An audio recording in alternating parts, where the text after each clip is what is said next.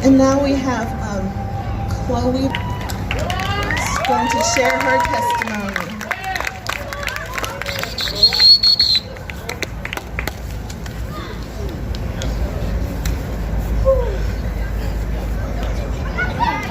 So when I was in 5th grade, I used to get bullied a lot.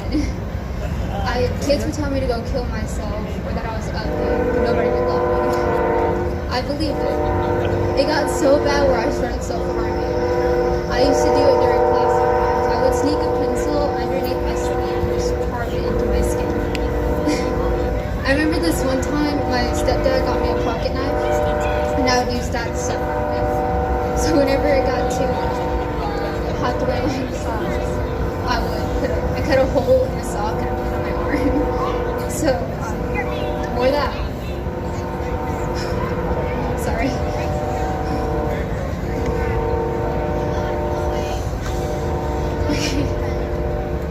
I'm sorry. So, when people ask me why I was wearing a sock on my arm, I would tell them it's a secret or just ignore them. So, the Lord told on me. He told on me to my aunt and stepmom. They sat me down in a bedroom and made me tell them why. They asked me why I wore a sock on my arm. And so, me being the dumb person I am, I tried running. But they grabbed a hold of me and they sat me down again. And I told them, and I showed them, and their immediate response was that you have to tell your dad. So, whenever we got to my dad's house, my stepmom made me sit down with my dad and tell him. So I told him and I showed him, and he seemed calm at the moment. Like, he seemed calm. I'm sorry. And like he texted my mom. And so my mom came to come pick me up and talk to my dad. So as soon as he saw my mom, he lost his cool.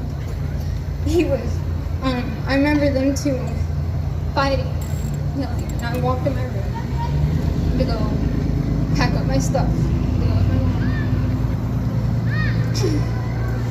mom. So, I remember the exact thoughts I've had was, this is all my fault. If I wasn't born, none of this would have happened. None of this would have happened. So, my stepmom came in there. My stepmom came in there. And she gave me a hug. And she told me that it's not my fault. None of this is your fault. So after I was done packing up my stuff, I remember my dad punching the wall and my mom yelling at him. And my brother had to step in a couple of times to kind of back him up because he's pretty sure he was like gonna do something to her. So we got to my mom's house and she made me sit down with my stepdad. And they were trying to get me to talk to them, but I didn't say anything. I just sat there and cried. So a couple of months later, the bullying was getting worse, and I would just hope, like I would wake up every day hoping that it would lighten up, but it wouldn't. I'm sorry, but it wouldn't. So it was late at night this one time. So I tried committing suicide. I popped at least like 10 or 11 of my brother's anxiety and depression pills. And it didn't do anything. It just kept me up all night, made me very jittery, and I couldn't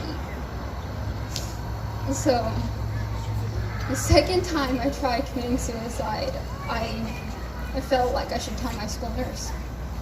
So I did. I told her, and she told the principal. They called my parents, and that big mess.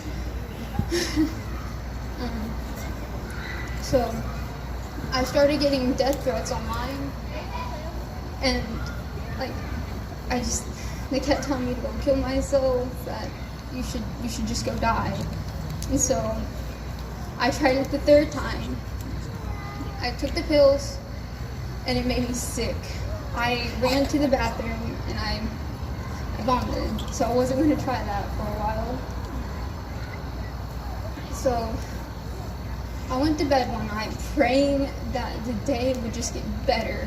I would find someone that would help me through this, that I could talk to. But I didn't, and it seemed worse. So the fourth time, nothing happened.